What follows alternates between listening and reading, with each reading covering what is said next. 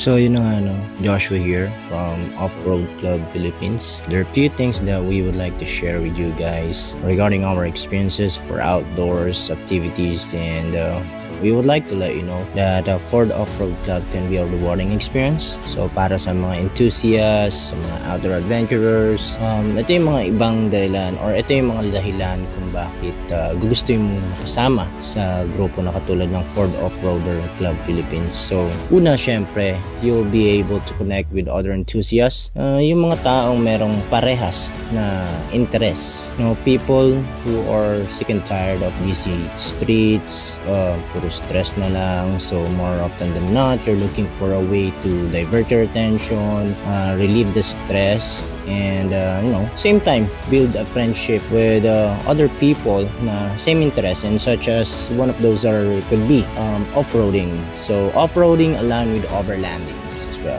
So sa grupo, you can take advantage of being part of an organized off-road events. There are things that you could gain access to exclusive member-only trips and excursions. So by being part of those kind of events, you'll be able to improve your off-roading skills. Definitely. So, may mga training sessions, may mga experienced members na magtuturo ng mga kung paano i-maintain ang sasakyan natin, yung proper navigation, yung off-roading techniques.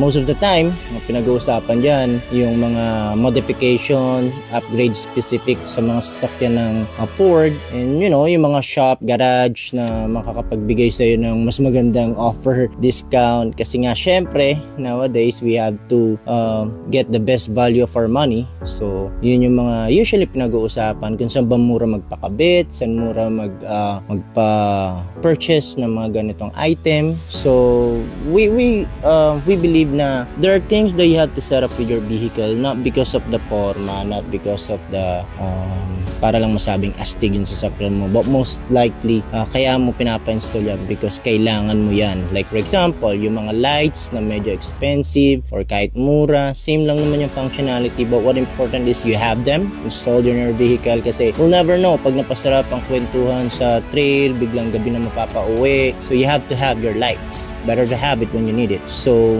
winch, yes, could be expensive. Some might say na hindi naman siya ganun ka-importante, gaano kadalas ka ba mababalaw, but again, if you go off-roading solo, you really need to have a self-recovery, and having a winch is really important. So yun yung mga bagay na few things that you might consider getting for your vehicle. So good thing about the team or for FOCP, for the Offroader Clubs Philippines, you will be able to be part or join the efforts to promote responsible off-roading and trail preservation. So the initiative that advocates for off-roading access and environmental stewardship. Na dito kasi sa grupo, yes, minsan nag-discover tayo ng new trails, new locations, but these are all club-led expeditions. So ibig sabihin, we are also getting support from LGUs, people in the uniforms, just to make sure we even have I believe yung celebration, meron tayong ambulance na naka-convoy din for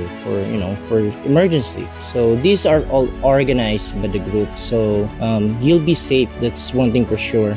Engage with club members, with not only through onlines but even face to face. So those are things that you could have, and you could expect that there will be meetings, club activities, so you have to mark your calendars, and you just have to be prepared to follow club guidelines regarding safety and responsible off-roading practices, kasi syempre para lahat tayo ay safe. So just to give you a quick conclusion, joining a club or joining a Ford Offroad Club Philippines can be a fulfilling way to immerse yourself in the off-roading community while enjoying the, like I said, companionship and camaraderie of fellow enthusiasts. Whether you're looking to enhance your skills, explore new terrains, or simply enjoy your vehicle, a club can provide valuable resources and experiences that elevate your off-roading adventures. So once again, this is Josh, and thank you for listening.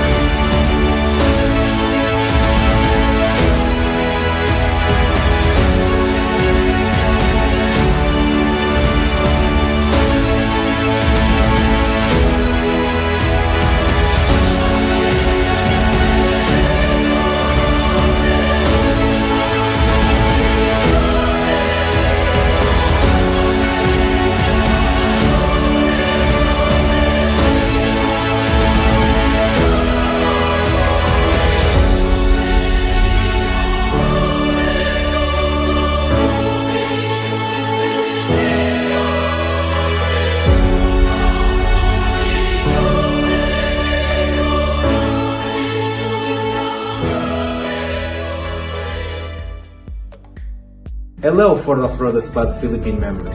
I'm Pedro Simões, and I'm the President and Managing Director of Ford Philippines.